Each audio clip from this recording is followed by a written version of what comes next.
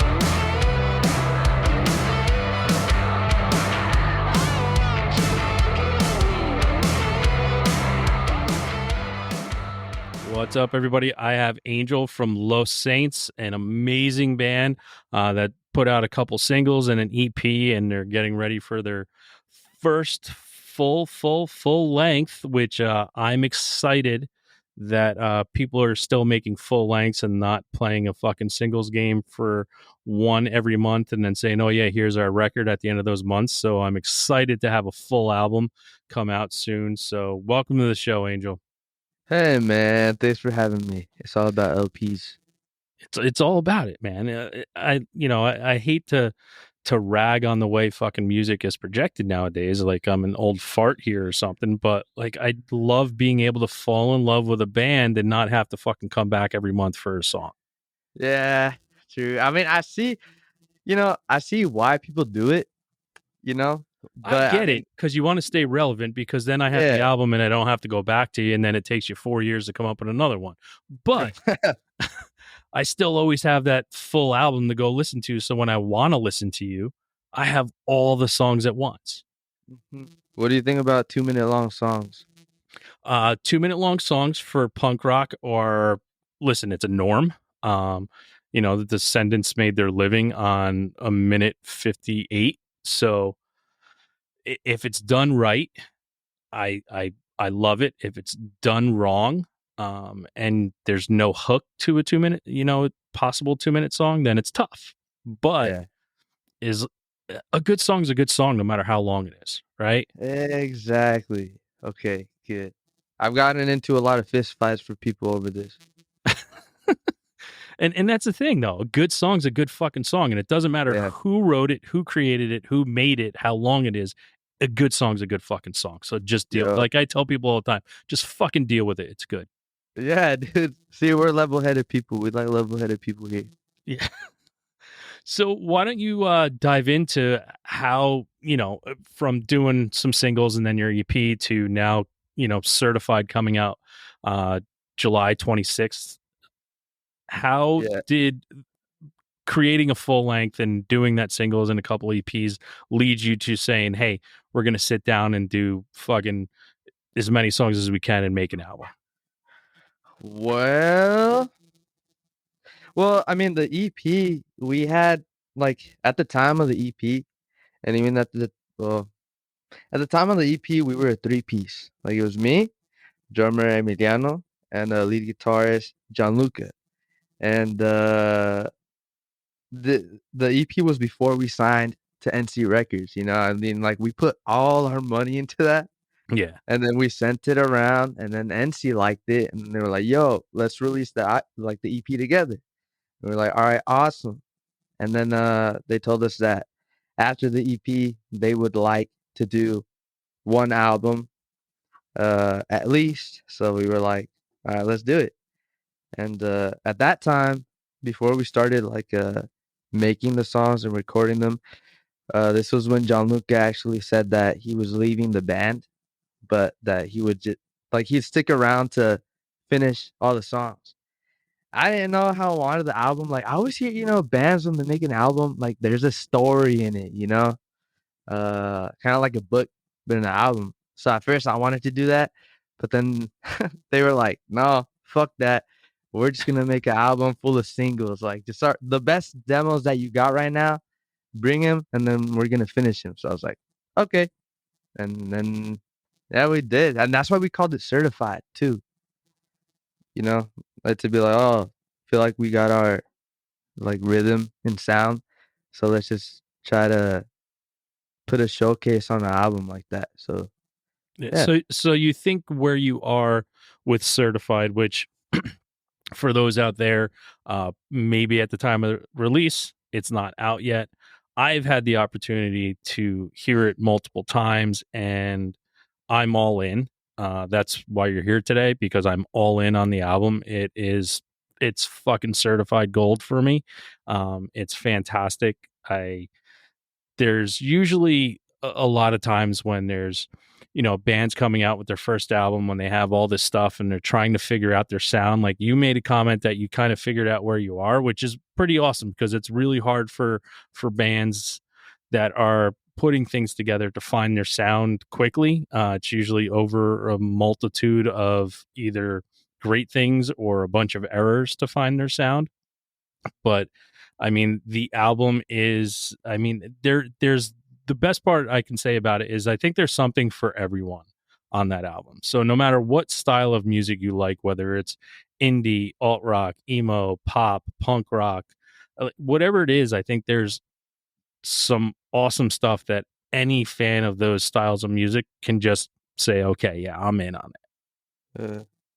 Yeah, and that's the thing about that, like, because like that, because it was just gonna be, an album full of like, oh, what as a collective we thought were the best sounds.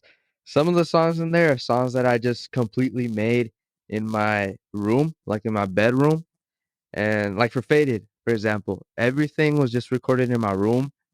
Uh, before I even thought it was gonna be in a project. And when we decided to put that one on the album, all we re-recorded were the drums. Uh, the song like Never Said came about as a jam session. While we were learning the songs for the album, we just started jamming and we ended up making Never Said. So there's a full band song, and then the other songs like Certified, I brought in like the first minute to the guys, and then together we finished the rest of the song. So it's like that's why it's like a little bit of everything, because we were all, or I mean, we're all friends first, and then with me and Emiliano, family first, and then all of us just kind of accepting each other's sounds, It just like that's what made us click. I feel like we got what we want to play. So it's Well, fucking that awesome.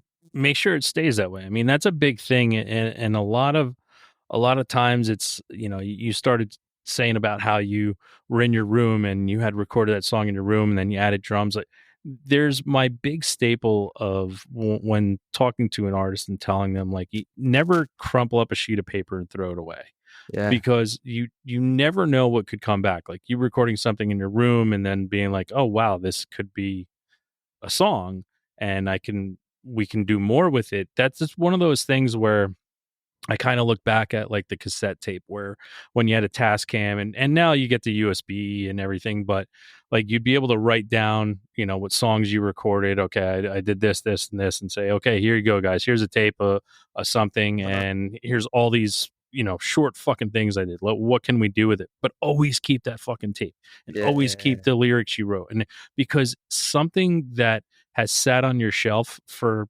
you're young, but something that's sat on your shelf for 15 years down the line, that, first or second song you ever wrote in your life could be the biggest hit of your life because you're like, Yeah. you go back to that place and you find what was pure about it. And what's usually pure about it is you're just fucking around and you're just making what feels comfortable. Yeah. Yeah. Dude, it's so funny. Like, I've been because I watch, like YouTube shorts and Instagram reels and TikTok, like everything.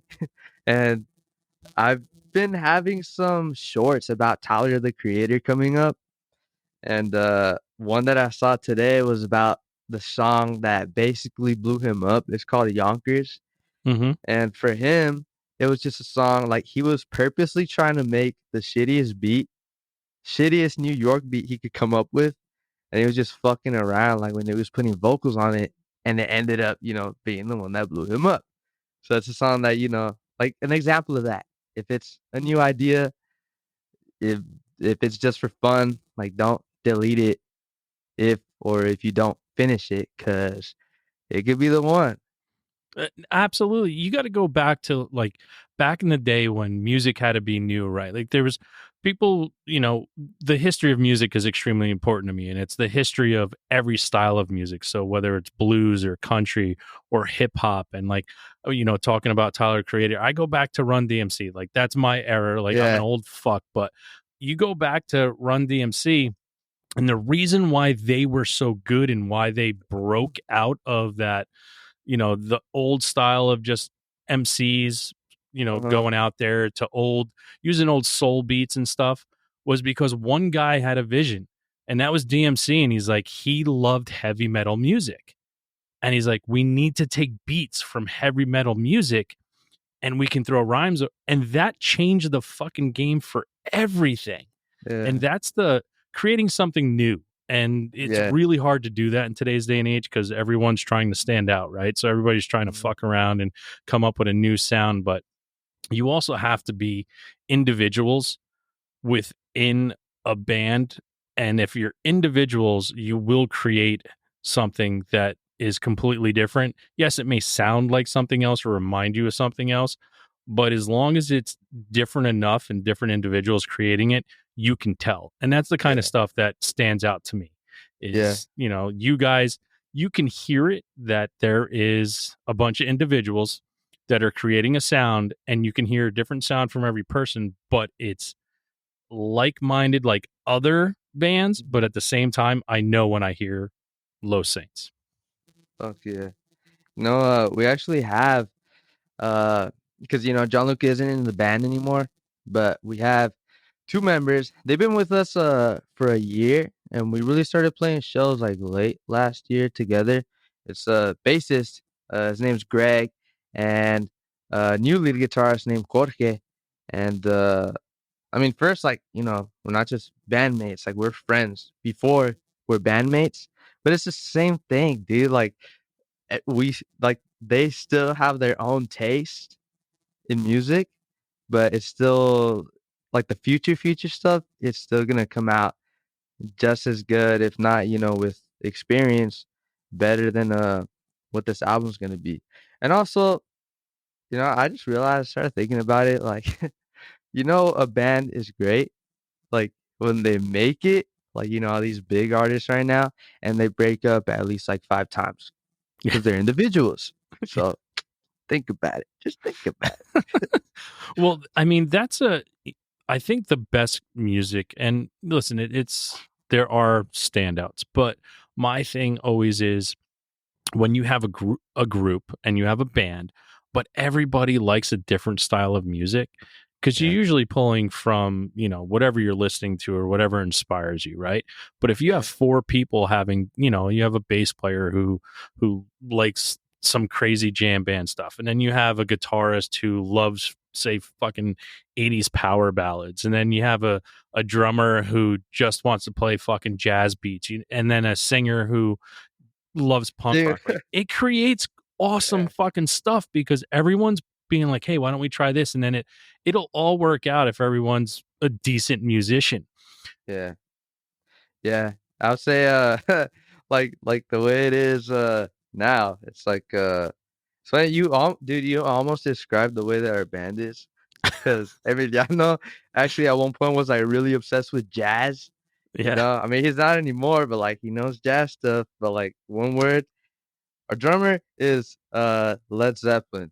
Our lead guitarist is like the Beatles, you know, like 50s yeah. and 60s.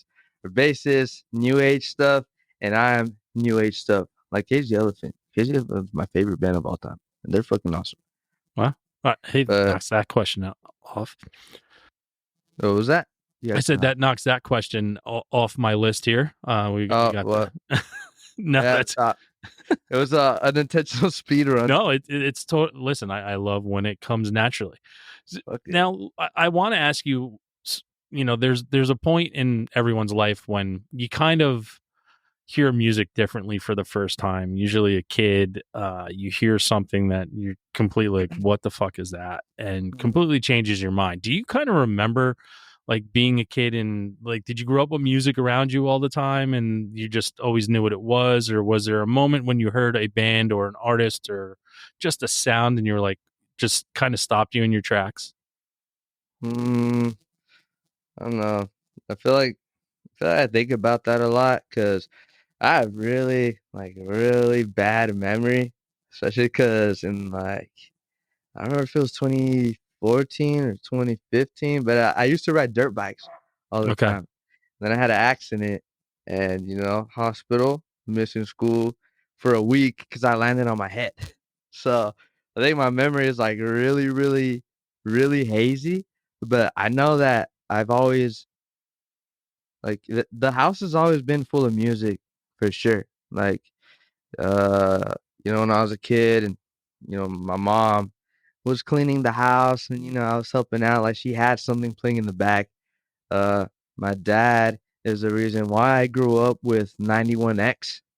Uh like back when they just used to play like Linkin Park or like Chris Cornell or Nirvana, 3 Days Grace, like everybody.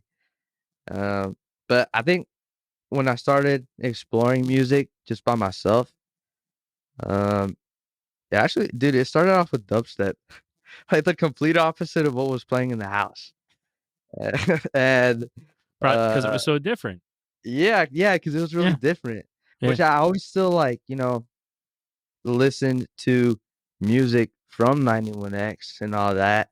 But yeah, I think it started off with dubstep and then it moved on to more of hip hop, like with 90s artists like Big L or Big L. I love that yeah, name. dude. Wow. Yeah. See that I there's nothing that makes me happier as, a guy that grew up outside of New York City, growing up with 80s and 90s hip hop, and then someone saying Big L. Like that's like because not everybody knows who the fuck that is. Yeah, Jay Z's old boy, and like they yeah, came up yeah. together. Like that's Big L. Fucking wow. That's listen. You just blew my Yeah, mind a dude. little bit. I love that.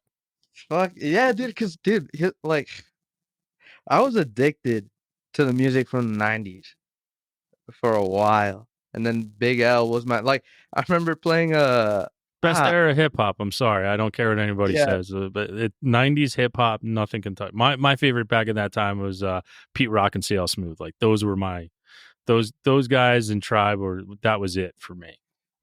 do you like De La Soul? Yeah, Like music like that? De La Soul was great too. Far Side, like I listen, Yeah. yeah, Yeah. I'm a white boy from the suburbs who fucking loved that Yeah. stuff. Who grew up on it. Hey man, I'm a Mexican that could pass as a gringo that also lives in the suburbs, Yeah, you know?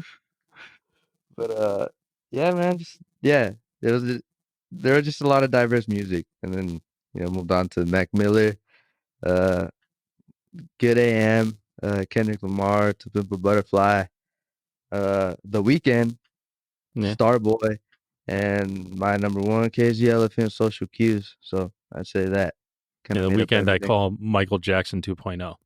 Dude, yeah, for real. I think he's a rebirth. Yeah, without the backstories, but Yeah.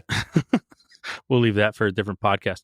But when you were listening to music, I know there's a moment, especially as a kid and a teenager, and finding the stuff that you like. Who was like the first artist you remember like rushing out, showing your friends because you were so excited you found it? Mm, shoot, I don't know. That's honestly a question that's like really hard to. I think it's really hard to call back on that, to be honest. But I'm gonna say, I'm completely guessing. My past self's probably punching me in the face. I'm gonna say, I'm gonna say, I just say 3 Days Grace. All right, all right, that's fine. I'll take it. Yeah. So when did you start thinking about making music, and like how did that come about? Was it just because you were really into the stuff you were listening to and you're like, why don't I try to give this a go? Or was there like a 12 step program for you to get to, where you are now, recording and Yeah. putting out albums? Well, you see, it started out at rehab when I was 7 years old. 12-step program. No. Uh, it's actually oh, I used to be in guitar lessons. And apparently, I used to be in piano lessons that I really didn't like in elementary school. But yeah, I started out with guitar lessons actually. Like my dad put me on, and I think I was in middle school maybe.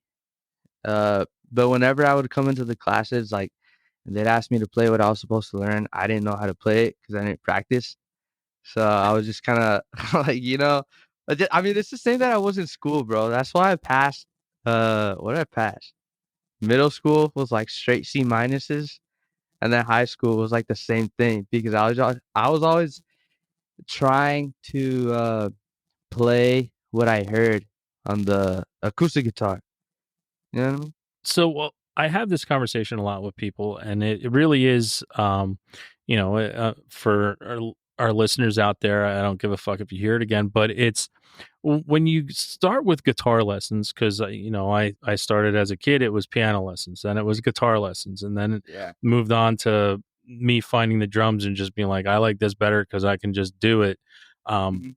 But it was one of those things where, especially piano and guitar, you're going in and they're not teaching you how to play fucking Nirvana. They're teaching you Yeah. how to play classical fucking guitar the Yeah. minute you pick it up, and no one's gonna fucking Yes. get that. No one says, hey, your first guitar lesson, you should sit down and learn what the chords are. And then Yeah. your next guitar lesson is, hey, if you use these three chords, you can create millions of songs. And then and from there go on to doing more complicated stuff, but you start with the simple three chords and the truth. It's one of those things where I think it deters a lot of people and a lot of kids away from trying to learn new instruments, because they start you out, yes, you learn do re mi and shit like that, but Yeah. they want you to get into, here's music theory, here's scales, Yeah. here's, and what fucking 12-year-old wants to fucking learn that? Yeah, dude. Like, even if that 12-year-old loves guitar, I mean, some of them do really want to, I guess, learn that. Yes. But like, if you don't have like, dude, you don't have to know what you're playing to make music. So the people that go into those classes because they have to, you know, like, hopefully they would be the ones to get out of the classes because they didn't like him, and instead go make their own stuff instead of just putting down the instruments forever. Because I think, yeah, that's what classes tend to do a lot. Yeah, it deters you, and that's, you know my thing is, there's only a certain amount of notes in music, right? There's only a certain amount. But from those certain amount of notes, and let's say you have two handful of notes, the possibilities of creating music are infinite. Yeah. And that's the kind of stuff where learning all that crazy shit at a young age, yes, you're going to create, there are going to be some fucking, Eric Claptons out there. But I want more Eddie Van Halens who taught themselves and still couldn't read music and just figured it all out on their own.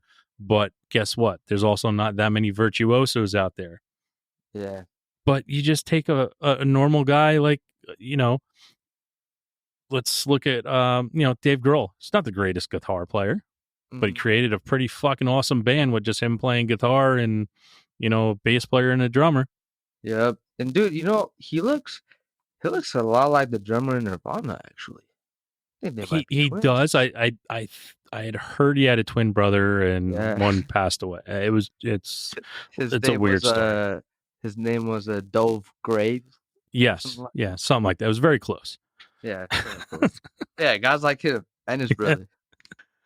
Now, to pull back from your memory again, and I know it's not all there, so I apologize if we go to memory questions, but do you remember the first concert you went to and then the first concert you got to choose if it's not the same? Oh, okay. Honestly, this is actually a pretty good mental exercise, so thank you for being my brain therapist today as well.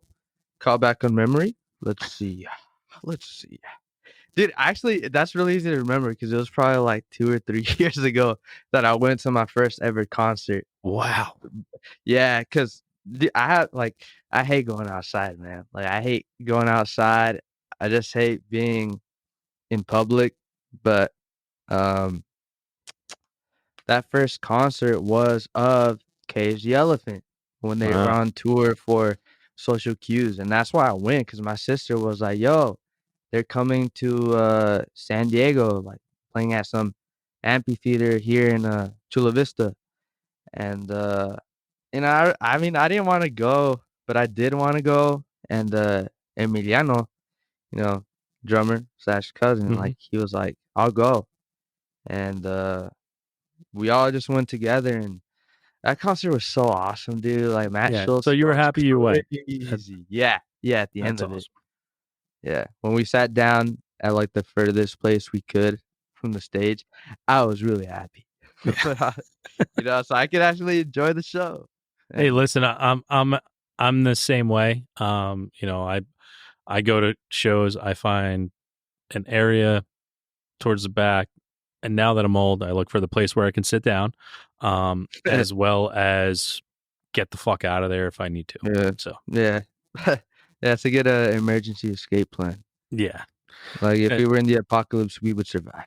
Yes. No, that's my wife, we were just in Austin, and, she knows as soon as we walk into a restaurant, my eyes are at the door. So I'm sorry if I have to sit in the booth and you have to sit in the chair. That's just the way it goes. Yeah. But she knows. That's, it's called PTSD. So, but we all have some sorts of stuff going on in our brains, and as long as we all figure out how to deal with it, we'll be fine. Yep. Dude, one thing I remembered something about the concert actually that I thought was pretty cool. Like at the end, which this is on my bucket list now. At the end, Matt needed to use the bathroom, so he crowd surfs like all the way from the front where the seats are through the grass all the way into the porta potties in the back. That was really cool. That's awesome. Dude, I know. Like he was literally being carried, standing up, going into the porta potty just for that. And I was like, fuck yeah. So one of the coolest things I ever saw at a show. And it's just one of those moments where you're just like, all right, he's either done this before or he never has, and they just created one of the coolest moments.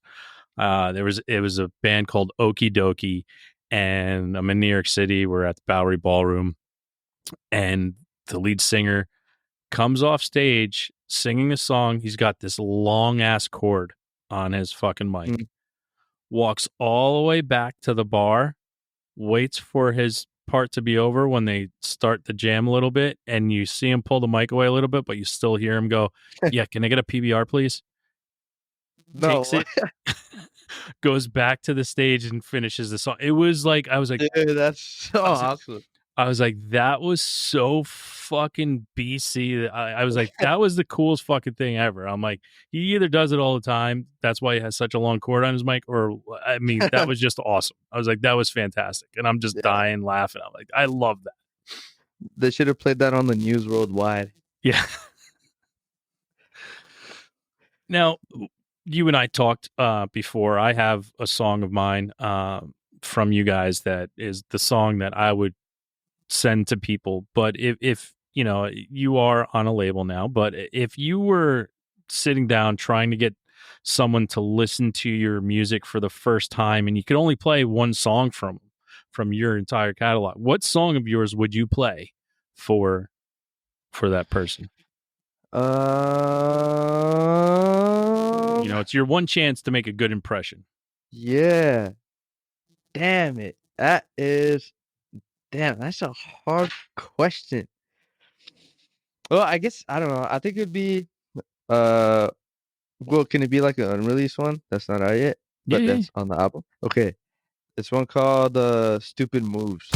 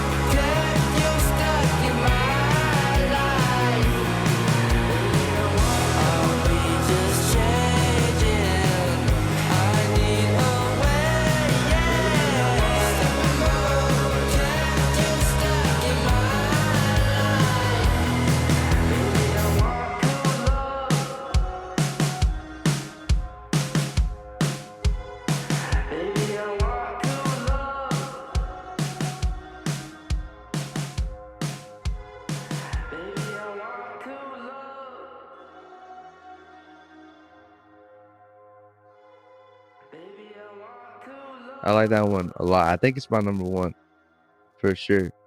Because it's like the most.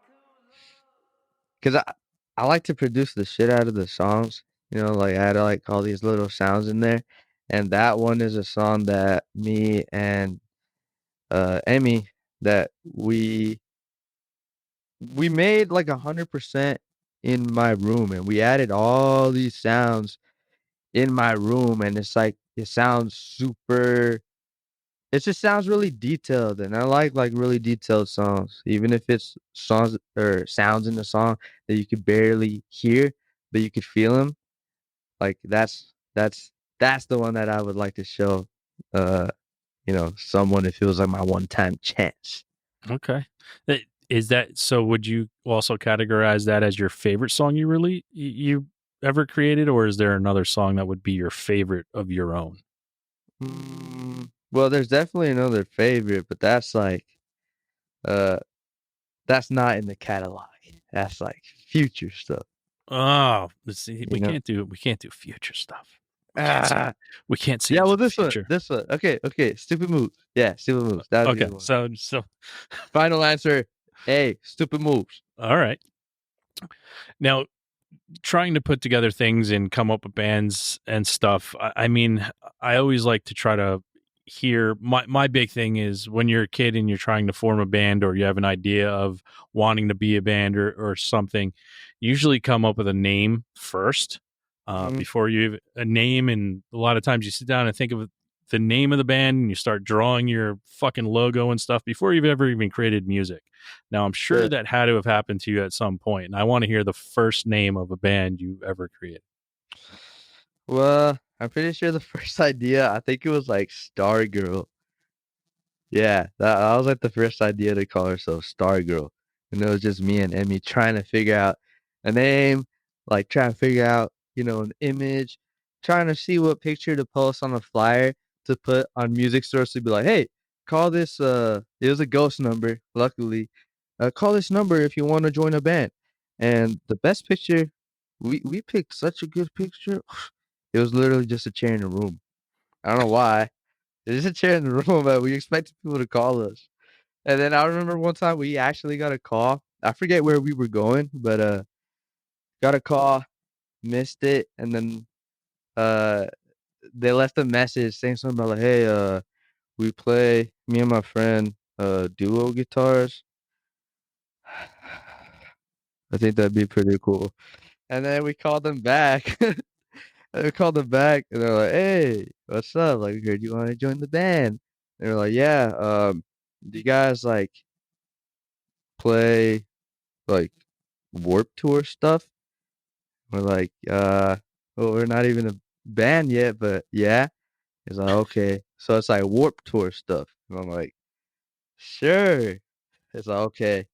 But it is like Warp Tour stuff. Like he just kept repeating that every 5 seconds, so we hung up. So yeah, that's pretty cool. Wow. All right. Yeah. So I'm guessing they didn't make the cut. No, I No. really want to know who they are though. Not gonna lie. You should have just invited them over and not played Warp Tour stuff and see what happened. Yeah. Yeah. Yeah, nah, they probably would have killed us if we tried something like that. They were like, this is not Warped Tour stuff. Uh, and what's your now that you're creating music, you're on NC Records, you're doing your thing. What is your biggest thing that you're looking forward to with the album release and what could come of it? Like there's got to be something like the goal. Certain goals have already been met, right? And Mhm. so what's the goal with once it gets out to the world? Like what are you looking forward to the most? Mm, I don't know. I mean, like I think the reason why I started this in the first place wasn't just because, or not, it wasn't even because like, I want to be in the band. Or, like, I want to be a rock star, it was like I've always had, really strong social anxiety, uh, and so, it's just hard to get out, like, of this room. Mm-hmm. So, like, I missed a lot of things, dude, in life. Like, I missed a lot of past friends' birthdays and even, like, family birthdays and reunions because I was just so afraid of getting out and at, like, this I mean, Emmy's always been supportive, and I even missed a lot of his things until I confessed to him, like, hey, it's because of this that I missed this, like last year or years ago, and so the band, like the idea of the band, I wanted to, I wanted a reason to just get out, and like kind of break from this, and be able to talk to people that I would never see, like just on a random day-to-day basis, because I don't, you know, get out there for anything other than like shows or things like this. So I just want to be able to like talk to people, I guess, through m- like music, and then hopefully be able to make other people that might feel like me, make them feel like they could do the same thing with, whatever they want to do, but is being held back by like whatever they're struggling with mentally. So yeah, that's why I just like, it's just a necessity, to be honest. Those things Well, for me, like it's a, it's you know, it's your listen. It is there's nothing to it's your therapy, and for me, my therapy is this show. It gives me that opportunity for someone who I leave the house for live music. That's what I leave the house for, and it took me quite a while. I gave up on live music for a long time because the same thing. My struggles kind of took over a little bit. And then I had an instance, a major trauma in my life that I said, you know what? I can't miss out on certain things because I'm afraid. I I can go, and the first step was always me walking in the door. mm, And when I walked in the door, finding, we already talked about finding the comfortable spot, right? And now it's no matter where I go. And my big thing too is I go to a lot of the same places for shows, but I find my comfortable spot. I know I'm going to be okay. And now I'm just here because the thing I love most, more than my wife in this world, is music. yeah, Music is my therapy. There's music for every emotion you have. There's music to get you through the hardest parts of your life. There's music to get you yeah, through the greatest parts of your life. There's music like there's for every emotion you can have in your body, there's music for it. So if we can figure out how to take our anxiety and what, you know, kind of holds us back a little bit, right? And trust me, I know the feeling. I have it as well, but it's always when you want to take a step forward, you kind of feel like there's hands on your shoulders pulling you backwards a little yeah, bit. And it's always the hardest thing to do is to make those hands that are pulling you back on your shoulders get lighter and lighter.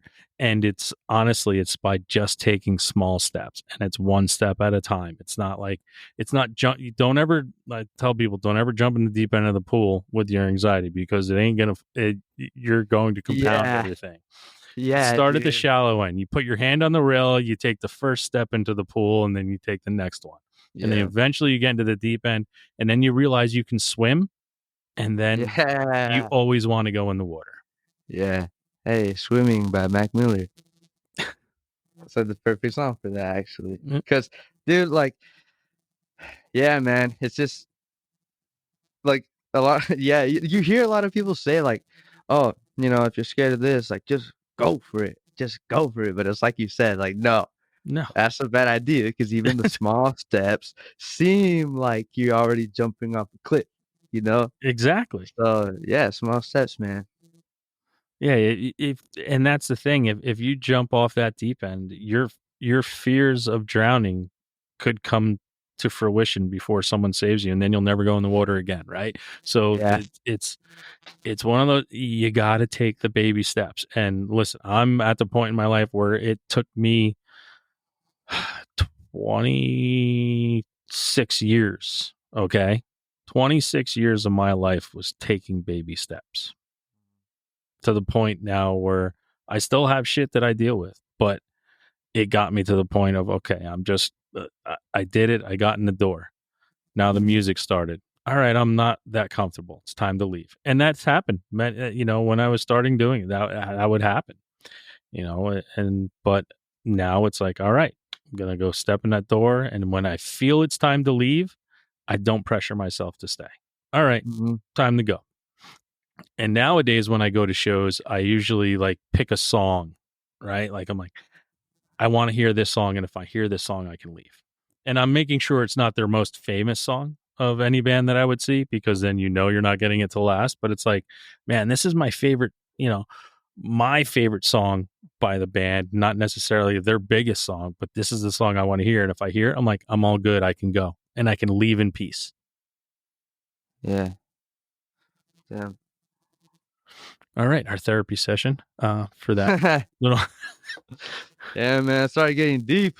Listen, you know, and if anything I could say in that can help you one little ounce, that's all. Yeah. Because I went through it and I deal with it, and I still deal with it on a daily basis. It's just like, you know, being an alcoholic and being in recovery for 20 years or whatever, or whoever has those issues, Yeah. you're always recovering. You're never Yeah. 100% out of the woods. Yeah, dude. I've heard people say that too, and it is true. 'Cause yeah, the last thing you said, like I just started thinking about it a lot. Like the whole, oh, like 26 years. I just started thinking about like, oh, it's barely been like 4-ish years for me, like since I started the band, but got a lot to go, but like no matter who you are, no matter how long it'll take, like as long as you're doing it, you're doing it. So yeah. Yeah. There's going to be setbacks, you know, Yeah, and that's what I. plateaus. Yeah, sometimes you're Plateau. gonna feel so exhilarated and like, wow, this is so great. This is the Yeah. greatest feeling. And then you're gonna think that that feeling is gonna happen again in that same situation. And I'm here to tell you, it's not. It's not gonna Yeah. happen again like that. It just Yeah. is, and that's why you have to kind of enjoy those moments that everything is like, wow, that was amazing, because you could go do the same thing, same exact circumstances, same exact people, same exact times. Like everything can be exactly lined up, exactly the same, but your feelings that you're feeling are going to be 1000% different. Yeah. Hell yeah. All right. So your favorite band, you know, for those people who, if we got a little too deep right there and you skipped forward, that's totally fine. You said your favorite band's Cage the Elephant. Would you also list that as, I'm not like a favorite band guy. I'm a band that never lets you down guy, because I have Mm. favorite bands, but they've let me down before. But I also have bands that I just know when I'm looking for something to listen to, I know I can always go put it on because I'll never be disappointed, and it'll always have Mhm. something for what I'm searching for at that time. Hmm. Well, I'd say, yeah, I would say Cage the Elephant's like my favorite because I mean I don't there was that point where I was like listening to like their new album. I mean, and their old stuff too. Like Ain't No Rest for the Wicked was the first time that I heard him on 91X. Um, and when Social Cues came out, I was listening to it all the time. But I don't like have all this merch from them in my closet or anything like that. So I guess it's like a mix. They're like my favorite band of all time because uh like when I show somebody the songs, um they say that they hear it, like they hear the Cage inspiration in there. And it is because like this one song in our catalog is called Found You Somewhere. That was the first song that I made because of Social Cues, and the song that I'd say kind of started like that trail into what our sound is right now. So, yeah, I appreciate that band a lot, basically. Yeah, no, listen, it's hard to get away from inspiration, right? It's hard to listen to something a lot and love it so much and it not come through even when you're least expecting it. You know, you find yourself listening to, you know, I had a friend, just all he would listen to is Tom Petty, and then, you know, he came out and new record he puts out sounds exactly like a Tom Petty record. It's hard, Mhm. you know, but it's hard to get away from that. Yeah, but I love that. To be honest, like I don't even want to get away from that. Like when people say that, I'm like, dude, fuck yeah. This one article even said, "Oh, Chula Vista's KFC Elephant? Question mark, question mark. And I'm like, fuck yeah. I was like, that's awesome. That is that is awesome. Yeah, dude. It felt so awesome. But so yeah. All right, now you picture this scenario. You're in your room. You're fucking lit up about what you're listening to, and someone walks into that room, and you're turning around because you were so scared that they caught you listening to it. What is it? What are you listening to? Probably Baby from Justin Bieber. Okay, No, I'm just that's what I'm playing. looking. No, no. Nah, I don't know. Actually, I don't. Hmm. Nah, I don't have one. I think I have one. All right. Like, dude, Well, I will blast "Pretty Girl" by Clairo. Have somebody walk in, and I'll dance right in front of them. all right. Hey, listen. That's all. It's just a question, and you answered the way you needed to. I appreciate that. 5 minutes left to live. Meteor's going to crash into the earth, and you can only listen to one song. What song are you listening to? Oh shoot. Uh, probably, probably, probably, "Broken Boy" by Casey Elephant. Okay. See a theme. Mhm. I don't know what you're talking about. Now, is there a distinct memory that you have that music played a huge part of that kind of occupies space in your brain, like for better or for worse? Like just something that music had a big part about what was going on, or just you just can't ever get rid of this feeling, or it occupies a small little part in the back of your brain that's always going to be there. Some moment in Mm, time. um, I think, I don't know. I feel like a time was probably, I don't know. I want to say when my uncle passed. Yeah, I want to say when my uncle passed because I remember at his funeral, like I couldn't, I saw everybody like around me, like they were, crying and all that. My parents were crying, like everybody, and I just couldn't. Like even when I went up, went up to the casket and all that, and I just couldn't do it. But at home, that's when I really started feeling the tears coming, and I just played music uh, that I felt like would help it come out, and it did, like a lot.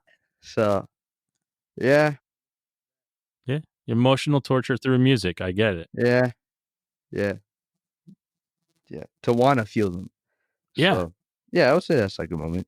And that's what we talked about before. There's music for every emotion, right? So like whenever you're craving something, you can find it through music. You can't find it through movies. You can't find it through, art galleries. You can't music to me is the only thing that can change your mood in a heartbeat. Yeah, it's really like music is the number one gaslighter in the world, or Facts. manipulator. Yeah. Uh, We're just spewing facts on the show. Like that's all we're doing. yeah. Well, I don't want to keep you here forever. I hope we get an opportunity down the road to talk again at some point when LP2 maybe comes out. But with the album coming out in July and your music getting out there slowly but surely, um, it's one of the things that I want to commend you, especially when sitting here talking about, you know, mental health and stuff like that. I want to commend you on creating the music first off, because that takes a lot of guts. It takes a lot of your soul. It takes a lot of your heart, and that's also a very scary thing because you're putting it out in the world for people to fucking judge. So I commend you for that, and to say thank you for the music that you created, because without that, you and I wouldn't be talking across the country. And for me, having a great time tonight, being able to talk about music with a like-minded soul and someone who's created some very awesome, dope fucking sounds that the world's going to get to hear in a short period of time, but thank you for creating that music, and thank you for taking those little steps to get to where you are now, because it's important. And I just wanted to say that before we move on to our final segment. But thank you for all that. Well, hey, man. I mean, I appreciate you having me here. Well, yeah, thank you. You're welcome. It's we are in our final segment. So you may want to pull up on your computer or your phone or Spotify or whatever, but it's our weekly 3 segment. It's 3 things that you're listening to right now that you'd like people to check out. You give your 3, then I give my 3 for the week. All right, let's see. Opening up Spotify. Okay. Wait, do I give my 3 first? Yeah. Okay.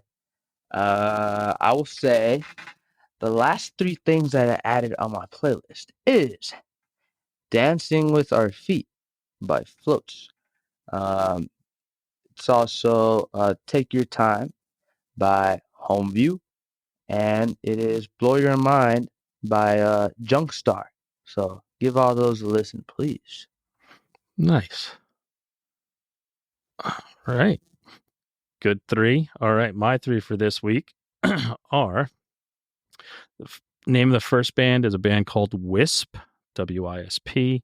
The name of the album is Pandora, and they are a shoegazy dream pop band out of San Francisco. Next is an artist called Trenton Davis. Name of the album is You Are Right. It's kind of alt-rocky, but really fucking good. Check it out. Then I have something older in the spectrum. There was a band back in the day called Don Caballero, and the name of the album is American Don, and it's kind of math rock out of Pennsylvania. But I think that album's 24 years old now, from back in 2000. But just started listening to it again when I start picking through my music collection and being like, "Fuck, I forgot about this. This is so good." So those are the 3 things I'm listening to. All right, very nice, very nice.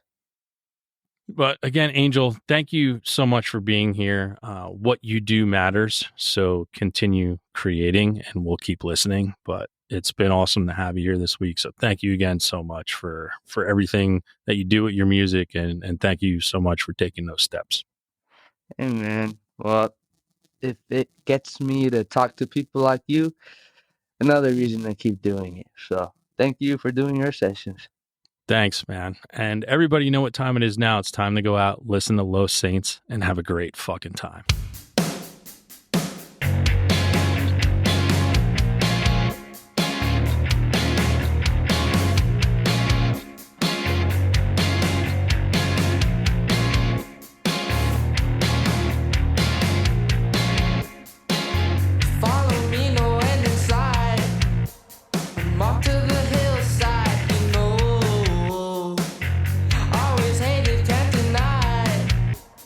Off to the hillside.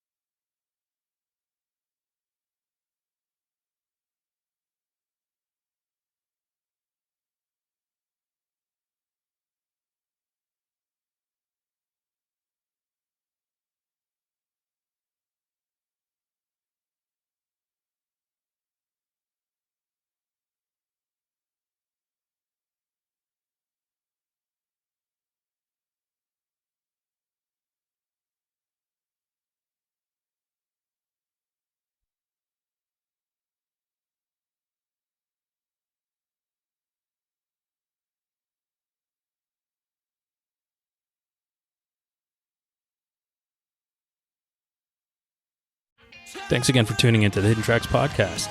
We hope you enjoyed this week's show. Don't forget to follow us on Instagram at HiddenTracks99. Also, send all your submissions myhiddentracks99@gmail.com. Tune in next week. You may find your new favorite band, and don't forget to go out and have a great fucking time.